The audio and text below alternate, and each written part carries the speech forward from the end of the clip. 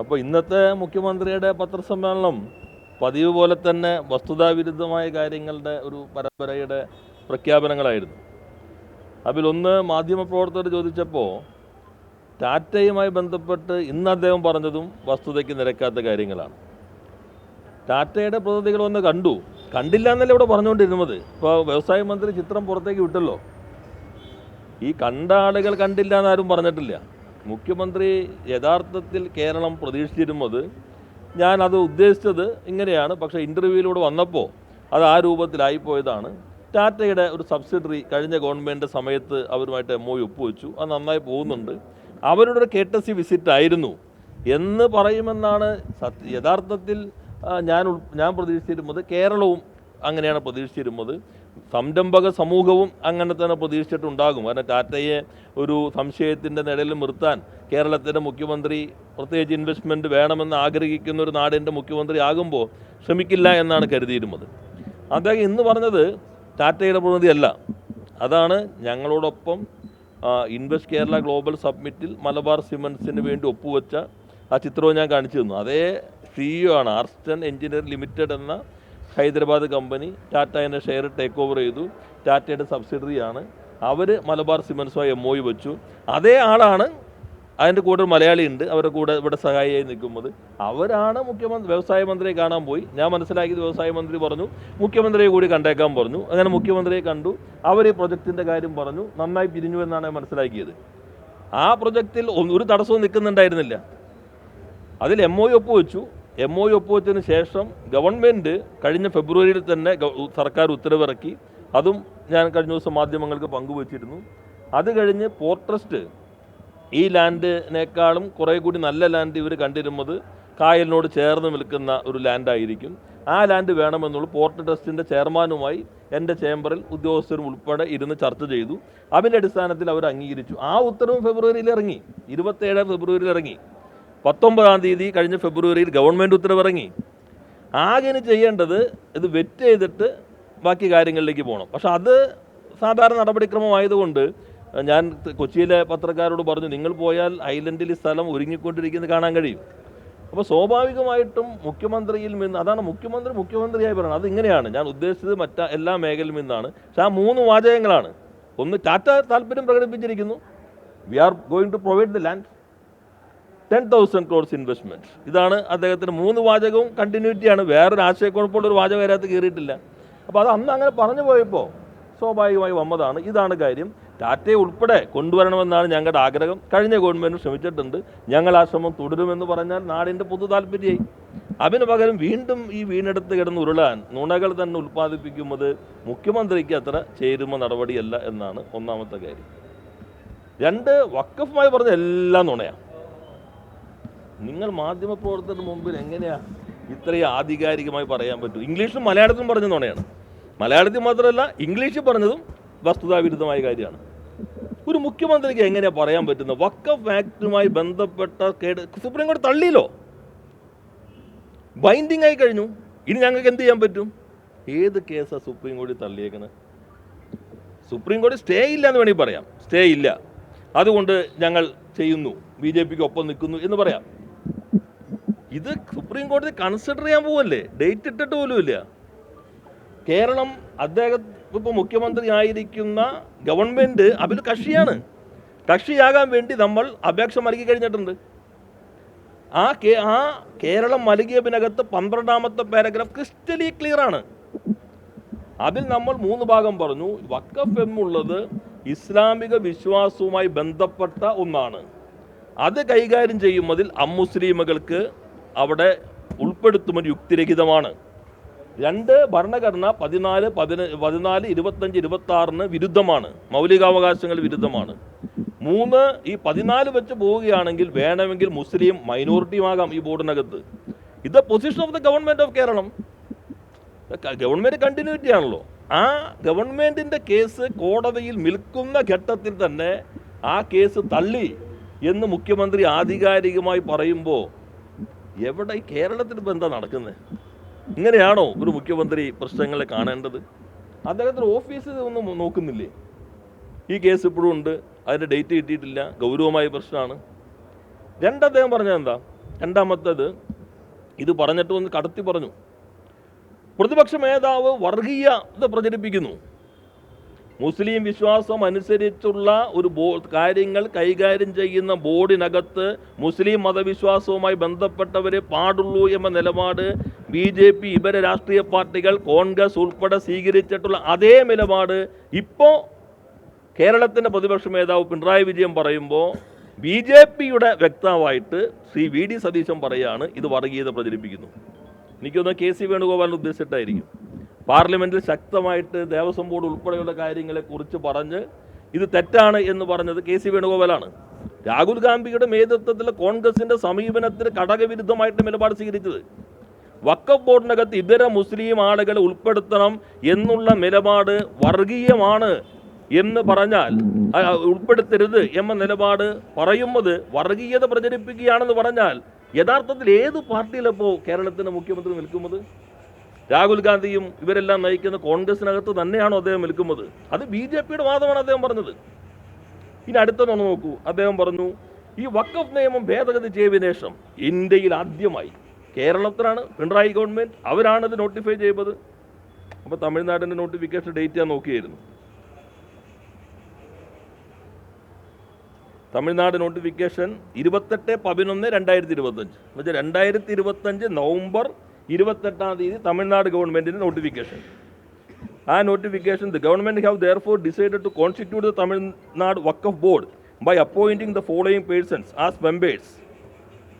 ഇത് വരുന്നത് നവംബർ 2025 നവംബർ 28. ഏറ്റവും കുറഞ്ഞത് ഈ വകുപ്പ് കൈകാര്യം ചെയ്തൊരു മന്ത്രി ഉണ്ടല്ലോ, ആ മന്ത്രി പ്രതിനിധാനം ചെയ്യുന്നൊരു പാർട്ടി ഉണ്ടല്ലോ, മുസ്ലിം ലീഗ്. ഞാൻ മനസ്സിലാക്കിയെടുത്തോളം ശ്രീ തിരു കെ നവസാനി MP, അദ്ദേഹം ഉൾപ്പെടെയുള്ള ഇതിനകത്ത് പ്രധാനമായി നയിക്കുന്നത് ലീഗിൻ്റെ ആളുകൾ കൂടി ഉള്ളതാണ് തമിഴ്നാടിൻ്റെ ബോർഡ്. ആ തമിഴ്നാടിൻ്റെ ബോർഡ് DMK ഗവൺമെൻറ് രൂപീകരിച്ചതിന് ശേഷം കേരളത്തിൻ്റെ ഗസറ്റിൻ്റെ ഡേറ്റ് നിങ്ങൾ നോക്കൂ. കേരളത്തിൻ്റെ ഗസറ്റിൻ്റെ ഡേറ്റ് 4/2/2026. 2026 ഫെബ്രുവരി കഴിഞ്ഞിട്ടാണോ 2025 നവംബർ കേരളത്തിൻ്റെ മുഖ്യമന്ത്രിയെ സംബന്ധിച്ച് വരുന്നത്? ഇതെല്ലാം ഇപ്പോൾ പബ്ലിക് ഡൊമൈനിലുണ്ടല്ലോ. പണ്ടത്തെ പോലെ ഇങ്ങനെ പറഞ്ഞ് വാചക കസർത്ത് കൊണ്ടും ശരീരഭാഷ കൊണ്ടും നിൽക്കാൻ കഴിയുന്നതാണ്. പറയുന്നത് മുഖ്യമന്ത്രിയാണ്, പഴയ പ്രതിപക്ഷ നേതാവല്ല. വസ്തുതകൾ ആധികാരികം ഉറപ്പിച്ചിട്ടാണ് ഇങ്ങനെ ഒരു പൊസിഷൻ ഉണ്ട്. വേണമെങ്കിൽ അദ്ദേഹത്തിന് പറയാം സ്റ്റേ ഇല്ല, അതുകൊണ്ട് BJP ഗവൺമെൻറ്റുകൾ ചെയ്യുന്ന പോലെ ഞങ്ങൾ അതിന് പൂർണ്ണമായിട്ട് നടപ്പിലാക്കുന്നു, ഞങ്ങളുടെ നിലപാട് ഇപ്പോൾ മാറി എന്ന് പറയാലോ. അദ്ദേഹം പിന്നെ പറഞ്ഞത് അവരെഴുതി വെച്ചിട്ടുണ്ട് 2 നോൺ മുസ്ലിമുകളെ പിന്നെ ഉൾപ്പെടുത്തും, 2 or 3 പറയുന്നുണ്ട്. എന്നിട്ടാണ് ഇപ്പോൾ ഞങ്ങൾക്കെതിരെ എന്താ എഴുതി വെച്ചത്? Appointment of remaining 2 members shall be made shortly. The appointment of remaining 2 members. Remaining 2 members bar council അമുസ്ലിമാണോ? അല്ലല്ലോ. ഇതിനകത്തും ഇന്ന് 2 മുസ്ലിം ഇതര വേണമെന്ന് നിയമം പറയുന്നുണ്ട്. നമ്മൾ 2 പേരെ ഒഴിവാക്കിയിട്ടിരിക്കുന്നു.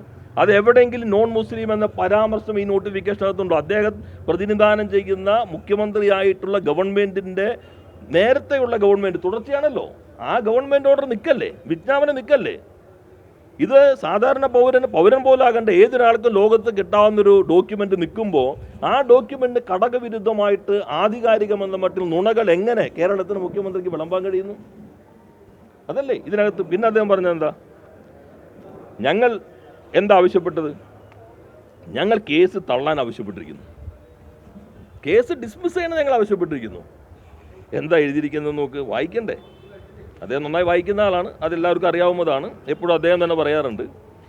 4ാമത്തെ paragraph, taking note of all the above facts and infirmities the government is prepared to reconstitute. ഞാൻ പലവണ വായിച്ചിട്ടുള്ളതാണ്.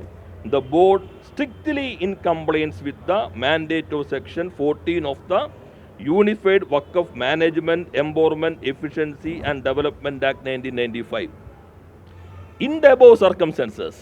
എന്നുവെച്ചാൽ ഈ കേസിൽ 4 കക്ഷികളും ആവശ്യപ്പെടുന്നത് ഈ 14ാമത്തെ വകുപ്പ് അനുസരിച്ചുള്ള പ്രാതിനിധ്യം ഈ ബോർഡിലില്ല എന്നതാണ്.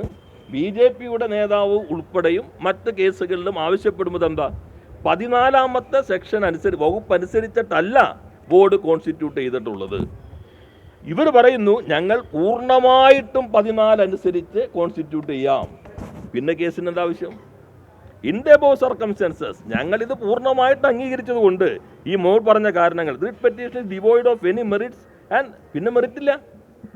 നിങ്ങൾ കോടതിയിൽ പോയിട്ട് ആവശ്യപ്പെടുന്ന കാര്യം മുഴുവൻ പ്രതിഭാഗം പറയും ഞങ്ങൾ മുഴുവൻ, അല്ലെങ്കിൽ റെസ്പോണ്ടന്റ് പറയാണ് ഞങ്ങളത് പൂർണ്ണമായിട്ട് അംഗീകരിച്ചു, പിന്നെ കേസ് എവിടെ നിൽക്കും? കോടതി എന്ന് പറയില്ല ഇനി എന്തിൻ്റെ സമയം കളയണം, നിങ്ങളെല്ലാം നിങ്ങളുടെ എന്താ ആവശ്യം? ഞങ്ങളുടെ ആവശ്യം 2 മുസ്ലിം ഇതരർ വേണം, വേറെ ചില അനുബന്ധ ആവശ്യങ്ങളുണ്ട് വേറെ കേസുകളിൽ. ഇതെല്ലാം വരുന്നത് അനുബന്ധ ആവശ്യം വരുന്നത് ഈ ആവശ്യം വരുന്നത് 14 അനുസരിച്ച് പൂർണ്ണമായിട്ടും നടപ്പിലാക്കണം. ഗവൺമെൻറ് പറയുന്നത് strictly in compliance with the mandate of section 14. പൂർണ്ണമായിട്ടും 14 അനുസരിച്ച് ഞങ്ങൾ ചെയ്യാം. എന്തെങ്കിലും സംശയം ഉണ്ടെങ്കിൽ ഇന്നലെ നിങ്ങൾ വീഡിയോ കണ്ടിട്ടുണ്ടാവുമല്ലോ, കോടതിയുടെ ലൈവ് നമുക്ക് എല്ലാവർക്കും കിട്ടുന്നതാണ്. അവർ പറയുന്നുണ്ട് നോൺ മുസ്ലിമിനെ ഉൾപ്പെടുത്താം. പിന്നെ കേസ് 2 ചായ അങ്ങോട്ട് ഗവൺമെൻറ്റിന് വാങ്ങിച്ചു കൊടുത്ത് പ്രതികൾ പോകാമെന്നല്ലാതെ പിന്നെ വക്കീലിന് കാശ് കൊടുക്കാൻ ആരെങ്കിലും നിൽക്കുമോ? എന്നിട്ട് എങ്ങനെ ഞങ്ങൾ കേസ് തള്ളാൻ പറഞ്ഞു, കേസ് തള്ളാൻ പറയാം. എങ്ങനെ? ഇത് സുപ്രീം കോടതി പരിഗണിച്ചുകൊണ്ടിരിക്കുകയാണ്. ഞങ്ങൾ എന്തുകൊണ്ട് 2 പേരെ വയ്ക്കാതിരുന്നത്? ആളെ കിട്ടാഞ്ഞിട്ടാണോ? അല്ലല്ലോ. അപ്പോൾ ഏതോ ഒരു ഇംഗ്ലീഷ് മാധ്യമ പ്രവർത്തകർ ചോദിക്കുന്നുണ്ട്, ആരാണെന്നറിയില്ല, തമിഴ്നാടിൻ്റെ കേസ്. അത് എൻ്റർലി ഡിഫറൻസ്. ഏത് ഡിഫറൻസ്? എന്നിട്ട് അദ്ദേഹം നോൺ മുസ്ലിമാണ്.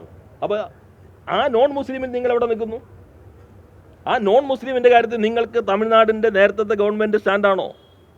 നിങ്ങളുടെ പാർട്ടിയുടെ മുന്നണിയുടെ ഭാഗമായി ഈ വകുപ്പ് കൈകാര്യം ചെയ്യുന്ന മന്ത്രിയുടെ പാർട്ടി കൂടി ഉൾക്കൊള്ളുന്ന വഖഫ് ബോർഡ് അവിടെ നിയമിച്ചിരിക്കുന്നതിൻ്റെ അടിസ്ഥാനത്തിലാണോ? അല്ലല്ലോ. ശരിക്കും പറയേണ്ടി സുപ്രീം കോടതി പരിഗണിച്ചുകൊണ്ടിരിക്കുന്നു. ഇത് ഭരണഘടനാ വിരുദ്ധമാണ്, മതവിശ്വാസവുമായി ബന്ധപ്പെട്ട് നിൽക്കുന്നതാണ്. ഇത് ഇത്രയും ഗൗരവമായ പ്രശ്നങ്ങൾ കേരളം ഈ പ്രശ്നം ഉന്നയിച്ചിരിക്കുന്നു.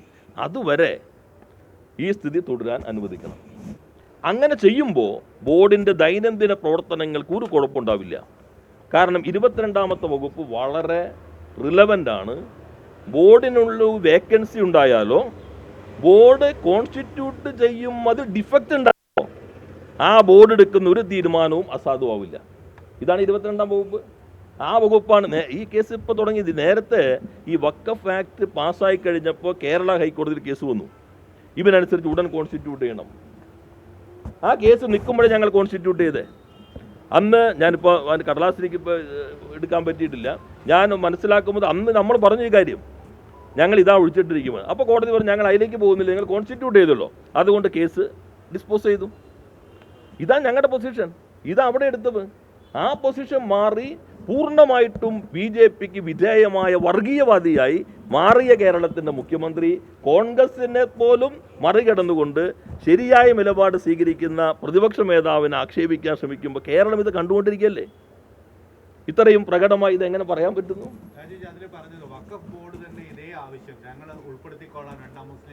ഈ വാചകം അത് വളരെ നല്ല. അതെ, വഖഫ് ബോർഡ് ഉൾപ്പെടുത്തിക്കൊള്ളാം. Who is appointing authority? മുഖ്യമന്ത്രി പറയാൻ പാടില്ല. വഖഫ് ബോർഡ് അവരുടെ കാര്യങ്ങൾ എന്തോ പറഞ്ഞിട്ടുണ്ടെന്ന് പറയാം. വഖഫ് ബോർഡ് ഉൾപ്പെടുത്തിക്കൊള്ളാം, അവർ നോൺ മുസ്ലിം ഉൾപ്പെടുത്തിക്കൊള്ളാം. വഖഫ് ബോർഡാണോ appointing authority? Appointing authority is the government. Waqf ബോർഡിനെ എങ്ങനെ ഉൾപ്പെടുത്താൻ പറ്റുമെന്ന് പറയും? വഖഫ് ബോർഡ് പറയുന്നത് ഗവൺമെൻറ് തീരുമാനിക്കണ്ടേ.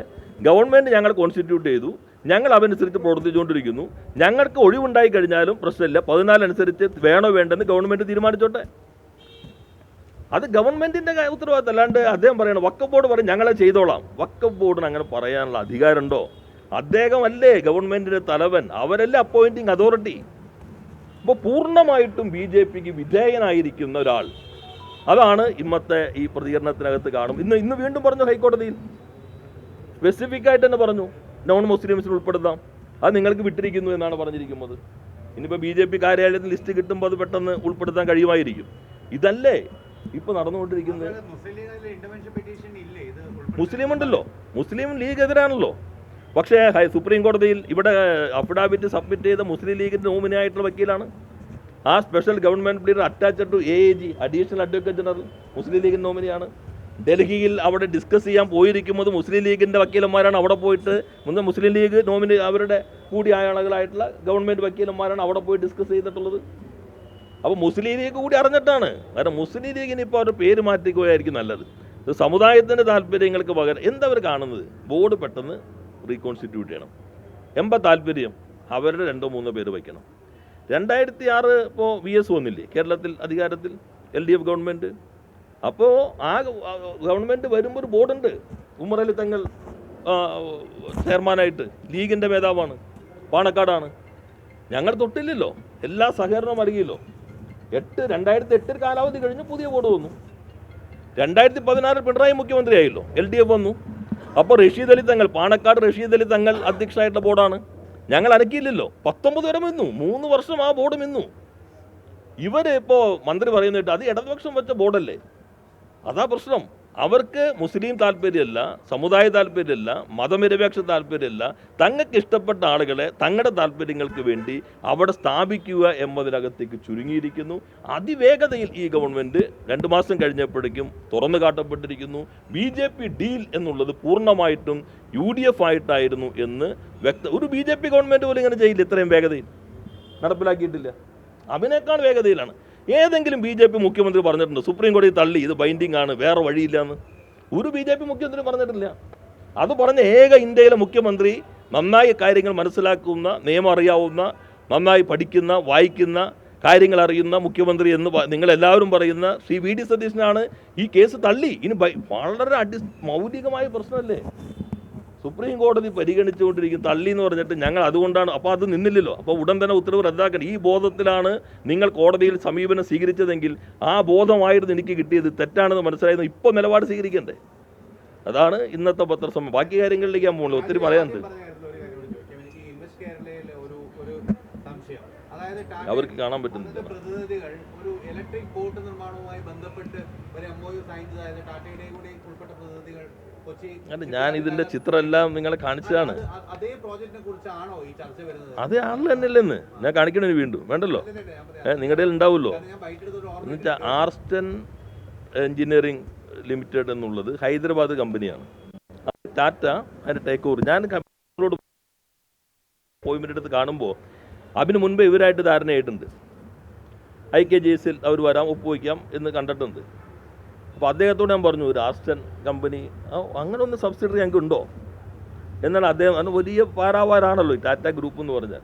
പിന്നെ അദ്ദേഹം അവിടെ നോക്കി, ഇത് ഇങ്ങനൊരു കമ്പനിയാണ്, ഹൈദരാബാദ് കമ്പനിയാണ്, അവർക്ക് അവരുടെ തീരുമാനം എടുക്കാം, ഞങ്ങളുടെ നിലയിൽ വരേണ്ടതില്ല, അവരുടെ ചെറിയൊരു യൂണിറ്റാണ്. പക്ഷെ നമ്മളെ സംബന്ധിച്ച് ടാറ്റയുടെ സബ്സിഡറി വരുന്നത് പോലും കേരളത്തിന് നല്ലതാണ്. അതുകൊണ്ട് ഞങ്ങളത് നേരത്തെ തന്നെ മുന്നോട്ട് കൊണ്ടുപോയി.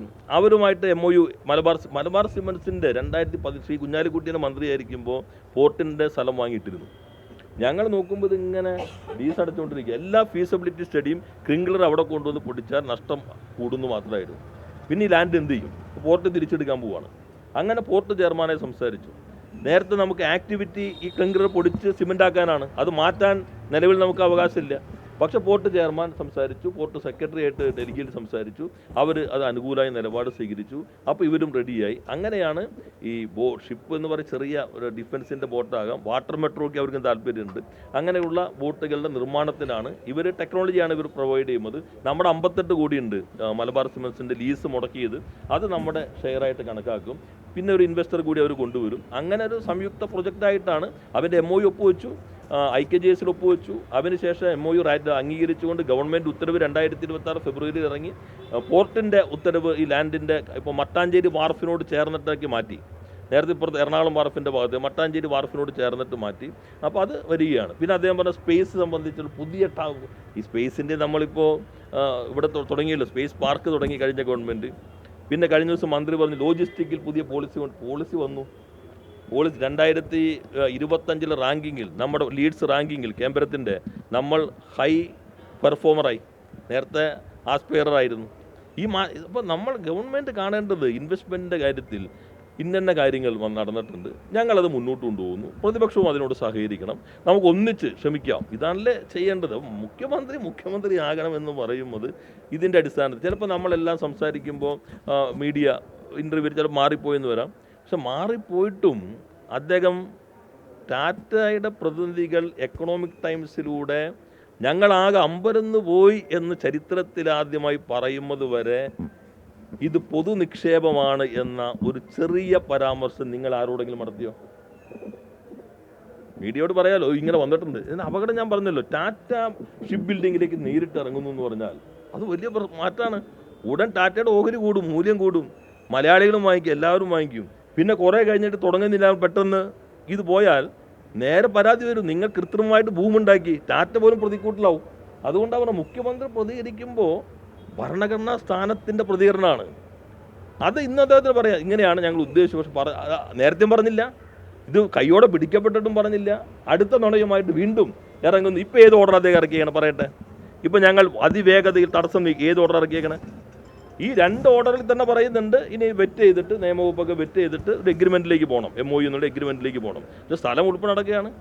ഇനി ഞങ്ങളെക്കാൾ വേഗത്തിൽ അവർ പോകുന്നുവെങ്കിൽ സന്തോഷം, ഞങ്ങളതിനെ പിന്തുണയ്ക്കുമല്ലോ. കാരണം ഞങ്ങളുടെ കാലത്ത് തുടങ്ങിയൊരു പദ്ധതി ഞങ്ങൾ ഉദ്ദേശിക്കുന്നതിനൊക്കെ വേഗത്തിൽ ഇവർ കൊണ്ടുപോകുന്നുവെങ്കിൽ നാടിന് വല്ലതാണല്ലോ. അതിന് പകരം അതിനകത്ത് കേട്ടത് ഇങ്ങനെ കടിച്ച് വെറുതെ പല്ല് കളയേണ്ട വല്ല കാര്യമുണ്ടോ?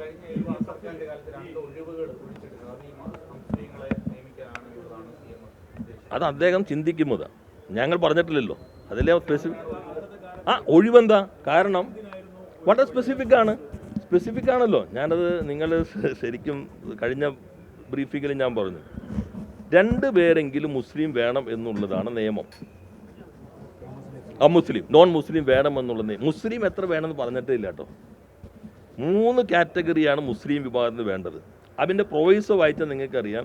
എന്നാൽ ഈ വിഭാഗത്തിന് മുസ്ലിമിൽപ്പെട്ട യോഗ്യരായ ആളുകളില്ലെങ്കിൽ മറ്റവരെ നിയമിക്കാം. നേരത്തെ MP മുസ്ലിം MP ആയിരിക്കണം, MLA മുസ്ലിം ആയിരിക്കണം, എല്ലാം CEO മുസ്ലിം ആയിരിക്കണം. ഇപ്പോൾ മുസ്ലിം 3 വിഭാഗത്ത് വരണം. അവിടെ ആളില്ലെങ്കിൽ നോൺ മുസ്ലിമിനെ വയ്ക്കാം. പക്ഷെ മൊത്തമെടുത്താൽ 2 പേർ മുസ്ലിം ആയിരിക്കണം. അതെ, ആ 2 ഒഴിവ് വിട്ടിരിക്കുന്നത് സുപ്രീം കോടതി കേസ് നിൽക്കുകയാണ്. സുപ്രീം കോടതി സ്റ്റേ ചെയ്തിട്ടില്ല. സുപ്രീം കോടതി തീരുമാനം വന്നിട്ടില്ല. സുപ്രീം കോടതി പരിഗണിച്ചുകൊണ്ടിരിക്കുമ്പോൾ തമിഴ്നാടും 2 ഒഴിവിട്ടു, അവരും വച്ചിട്ടില്ല. തമിഴ്നാടും വയ്ക്കാത്തതുകൊണ്ടാണ്. സുപ്രീം കോടതി പരിഗണിക്കുമ്പോൾ ഞങ്ങൾ പരിഗണിച്ചുകൊണ്ടിരിക്കുമ്പോൾ തന്നെ നിങ്ങൾ എന്തുകൊണ്ട് 2 നോൺ മുസ്ലിമിനെ വെച്ചു എന്ന് പറഞ്ഞാൽ സുപ്രീം കോടതി നമുക്കെതിരാവില്ലേ? ഞങ്ങൾ എന്ത് പറയും? സുപ്രീം കോടതി പരിഗണന ഇരിക്കുന്നത് കൊണ്ട് ഞങ്ങൾ 2 ഒഴിവുകളാണ് ഇട്ടിരിക്കുന്നത്. നിങ്ങൾ ഏത് തീരുമാനം എടുക്കുന്നോ ആ തീരുമാനം ലോ ഓഫ് ദ ലാൻഡ് ഞങ്ങൾ നടപ്പിലാക്കും. പക്ഷെ നിങ്ങൾ പരിഗണിച്ചുകൊണ്ടിരിക്കുന്നത് കൊണ്ട് ഞങ്ങൾ ഈ 2 എണ്ണം നികത്തിയിട്ടില്ല. എന്നാൽ നോൺ മുസ്ലിമായി നമ്മൾ പറഞ്ഞിട്ടില്ല. 2 ഒഴിവുകൾ പിന്നീട് നികത്തും. ഇതാണ് കാര്യം. കാരണം ഞങ്ങളുടെ നിലപാട് അത് കോടതി പറഞ്ഞിട്ടുണ്ട്. ഇപ്പം എന്ത് സംഭവിച്ചു? ഇനി സുപ്രീം കോടതി പോയിട്ട് നമ്മുടെ കേരളത്തിൻ്റെ വക്കീൽ എണീറ്റിരിക്കാൻ പറ്റുമോ? പ്രത്യേകിച്ച് ഈ കേസ് തന്നെ തള്ളി ബൈൻഡിങ് ആണെന്ന് മുഖ്യമന്ത്രി ഒഫീഷ്യലി ഡിക്ലെയർ ചെയ്തു. കേരളത്തിൻ്റെ വക്കീൽ സുപ്രീം കോടതി തന്നെ സീനിയർ വക്കീൽ പറഞ്ഞു നോൺ മുസ്ലിമിനെ ഞങ്ങൾ ഉൾപ്പെടുത്താം. ഞങ്ങൾ കേരള ഹൈക്കോടതിയിൽ അതിന് അണ്ടർടേക്കിംഗ് കൊടുത്തിട്ടുണ്ടെന്ന് കേരളത്തിൻ്റെ സീനിയർ കൗൺസിൽ പറഞ്ഞു, കേരളത്തിൻ്റെ കൗൺസിൽ പറഞ്ഞു. ഇന്ന് ഹൈക്കോടതിയിൽ കേരളത്തിന് വേണ്ടി അഡ്വക്കേറ്റ് ജനറലാണെന്ന് തോന്നുന്നു, അദ്ദേഹവും പറഞ്ഞു ഞങ്ങൾ 2 നോൺ മുസ്ലിമിനെ ഉൾപ്പെടുത്താം. എഴുതി കൊടുത്ത സ്റ്റേറ്റ്മെൻറ്റിനകത്ത് പറഞ്ഞിരിക്കുന്നു strictly in compliance with the mandate of the section 14 of this act. ഇനി ഏതെങ്കിലും ഉദ്യോഗസ്ഥൻ IASകാരന് പോയിട്ട് ഇതിന് വിരുദ്ധമായിട്ട് നോൺ മുസ്ലിമിനെ മാറ്റി ഓർഡർ ഇറക്കാൻ പറ്റുമോ? കോടതി പോയി നിൽക്കേണ്ടവരില്ലേ കോട്ട ലക്ഷ്യം? പക്ഷെ ഇപ്പോൾ അദ്ദേഹം പറഞ്ഞു ബൈൻഡിങ് ആണെന്ന് പറഞ്ഞു. സുപ്രീം കോടതി തീരുമാനിക്കുന്നതിന് മുമ്പ് തന്നെ മുഖ്യമന്ത്രി ബൈൻഡിങ് ആക്കി കളഞ്ഞു. ഇതാണ് ഏറ്റവും അപകടം. അപ്പോൾ യഥാർത്ഥത്തിൽ വർഗീയവാദി BJPയുടെ അജണ്ട നടപ്പിലാക്കുന്ന ഒരാളായി കേരളത്തിൻ്റെ മുഖ്യമന്ത്രി മാറിയിരിക്കുന്നു. മുസ്ലിം വിഭാഗത്തിൻ്റെ വിശ്വാസവുമായി ബന്ധപ്പെട്ട കാര്യങ്ങൾ കൈകാര്യം ചെയ്യുന്ന സംവിധാനത്തിനകത്ത് നോൺ മുസ്ലിം പാടില്ല എന്ന നിലപാട് ഇന്ത്യയിൽ കോൺഗ്രസും മുസ്ലിം ലീഗും CPIയും ഉൾപ്പെടെ എല്ലാ പാർട്ടികളും എടുത്ത നിലപാട് പറയുന്ന പ്രതിപക്ഷ നേതാവിനെ വർഗീയവാദി എന്ന് അധിക്ഷേപിക്കുന്നത് BJPയുടെ നാവായി കേരളത്തിൻ്റെ മുഖ്യമന്ത്രി മാറിയിരിക്കുന്നതാണ്.